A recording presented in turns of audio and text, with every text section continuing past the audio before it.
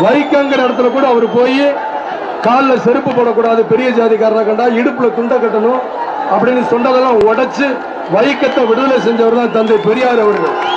இந்த கூட்டத்தில் ஏதாவது ஜாதி தெரியுமா? நீங்க விடுற மூச்சு காத்துல இத்தனை பேர் உட்கார்ந்துருக்கீங்க. மதம் தெரியுமா? தெரியாது. அப்படி இருக்கும்போது நம்ம ஏன் அந்த ஜாதியை பத்தி பேசணும்? நம்ம அந்த ஜாதிகளை பத்தி பேசக்கூடாதுன்னு என்னுடைய தாழ்மையான கருத்து. நாம எல்லாருமே அண்ணன் தம்பியா. ராத்திரி நம்ம தூங்குறோம், அந்த மூச்சு நின்று போச்சுன்னா செத்து போயிடும். ஆனா இதுக்குள்ள நம்ம என்ன பண்ணிக்கிறோம்? ஜாதிங்கிற பேர்ல அடிச்சுக்கிட்டு நீ என்ன இந்த ஜாதி, நீ இந்த ஜாதி, அந்த ஜாதி, அதுக்கெல்லாம் தயவு செஞ்சு யாரு துணை போகாதீங்க.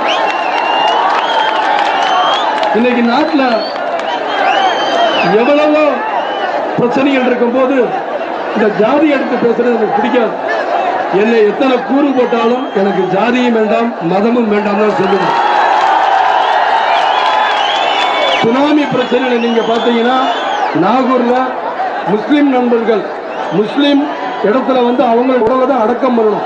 ஆனா அடக்கம் பண்ண இடம் முஸ்லிம் நண்பர்கள் எல்லாரும் சேர்ந்து எங்க இடத்துல அடக்கம் பண்ணுங்க, ஜாதி மத வித்தியாசம் பார்க்காம அடக்கம் பண்ணாங்க. பாத்தீங்கன்னா உண்மையிலேயே அந்த முஸ்லிம் மக்கள் தான் உயர்ந்தவங்க.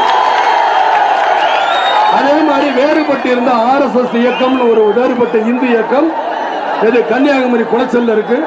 அதே மாதிரி முஸ்லிம் கழகம்னு ஒண்ணு இருக்கு. இவங்க ரெண்டு பேரையுமே வெவ்வேறு, இது இந்து மதம், இது முஸ்லிம் மதம்.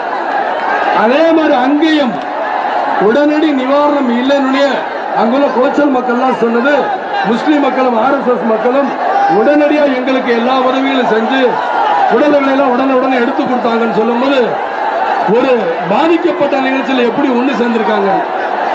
நம்ம மதத்தை பார்க்காம ஜாதியை பார்க்காம ஒண்ணு சேர்ந்து உதவி செஞ்சிருக்காங்களே, அதுதான் உண்மையான மனிதனை.